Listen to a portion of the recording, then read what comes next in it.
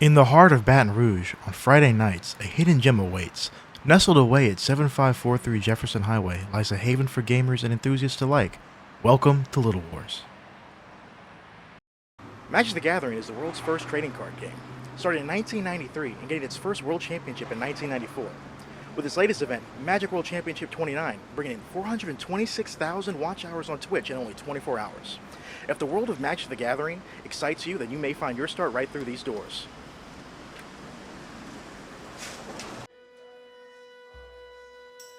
Step inside, and you'll find yourself immersed in a world where fantasy meets competition. Magic the Gathering enthusiasts gather here, drawn by the allure of thrilling games and challenging tournaments.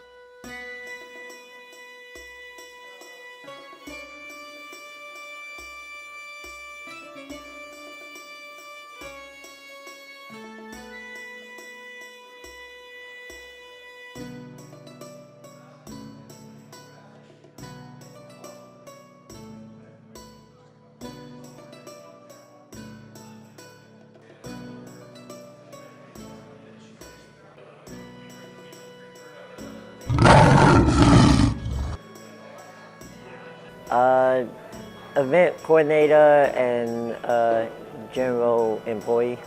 F&M is a event that Wizards of the Coast, the company that owns Magic, supports, and it stands for Friday Night Magic, and it is just an all-encompassing title for playing Magic at your local game store on Friday nights, hence the name.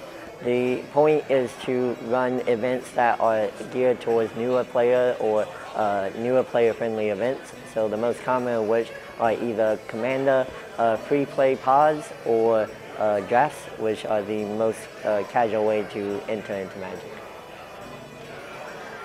Yeah, so most of the time it just involves showing up the day of. Some stores, depending on their turnout and spaces availability, people will call ahead and reserve a spot, but for the most part you show up and they will have some sort of events being held. Like I said, normally Commander and drafts, and they will get you signed up. If there's an entry fee, you may have to pay a cover charge. Otherwise, you just enter into the event through a code. Wizards has a online program and a phone app where you enter into a code in order to link your official Wizards of the Coast account to the event, so that the company has metrics for people participating. So it depends if it's an official event that leads to it. So over the years, Wizards has tried different event metrics and different programs, but if there's a RCQ, which is called Regional Qualifier, those can occur on Friday nights, but they often get scheduled for other nights of the week.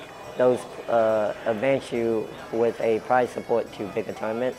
F&M is normally geared towards preparation for larger events. So people will show up to play in drafts or events such as formats, Standard, Modern, and Pioneer, and use it as a practice run or trial run to practice their decks for bigger events. During the first year or two of COVID, when everything was in major lockdown, we couldn't do in-store events. Wizards actually kind of set up, after a few months, a at-home kind of setup where people could call in and get codes and participation promo codes to use on their online program Magic Arena in order to facilitate kind of representation of them playing at your store. If they showed evidence that they entered into an arena event and did it, you would be sent codes by Wizards to then give to the players to kind of reward them. So it was kind of virtual F&M. But for the most part, during COVID's height, we did not have many in-store events, and it was kind of something we had to wait out until COVID was safe to go outside, and then people started flocking back to stores. But it took a resurgence experience because people got out of the habit of coming to shops. F&M is a very casual-friendly thing, and a lot of people like playing Commander with their friends. So it's very much the poker games where you sit around the table and drink and have fun with your friends. So people got out of the habit of coming to the store. It took a grace period of people getting back into the habit, but once everything got back in full swing of things, the attendance is quite good. It's definitely our busiest Magic night. The attendance can vary a little depending on other commitments and time of years. I started helping out organizing F&Ms at Little Wars in middle of 2018, so about 6 years now. Little Wars had done some F&Ms before that, but I have came on board to help facilitate more F&M stuff since I knew more of the Magic events. Friday Night Magic is something that from the time that I started playing Commander, my roommate and one of his friends that played Magic were telling me about. Friday Night Magic. It usually involves draft, and draft is a limited format which kind of takes away a lot of the imbalances of people who have not necessarily less experience but less inventory in Magic.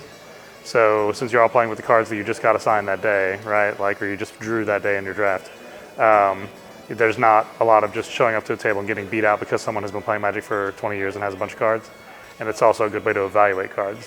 So both my roommate and the person who was playing him in Magic a lot, recommended I play drafts at F&M, and they actually recommended it to me for like almost a whole year before I ever tried it, because it is a little intimidating to just go into an environment where you don't know any of the cards and try to like pull cards out and play them of these packs, but it is a very good way, a very quick way to learn to play the game, and I wish I had done it sooner, but it took them a lot of arm twisting to get me to play. I usually attend F&M pretty irregularly. I usually attend it the first couple weeks that I can each time a set releases. And now they release sets pretty frequently. So a set comes out almost every 2.5 months now. So for the first like 2 or 3 weeks of a new set, if I can make it to a F&M, I will make it, go play an F&M. How much are you invested into this? In Magic as a whole, probably pretty substantially. I have one deck that I was just playing where I have like 10 fetch lands and 10 shocks and Jewel Lotus and Mana Crypt and all these other like cards that I didn't go out and get them all at once. I don't think that's a good strategy for most people getting into the game.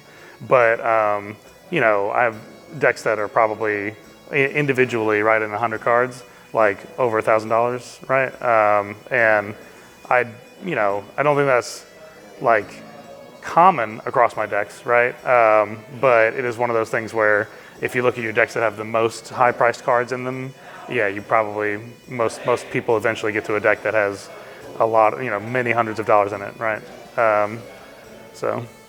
For those seeking adventure and camaraderie, the journey never ends at Little Wars on Jefferson Highway.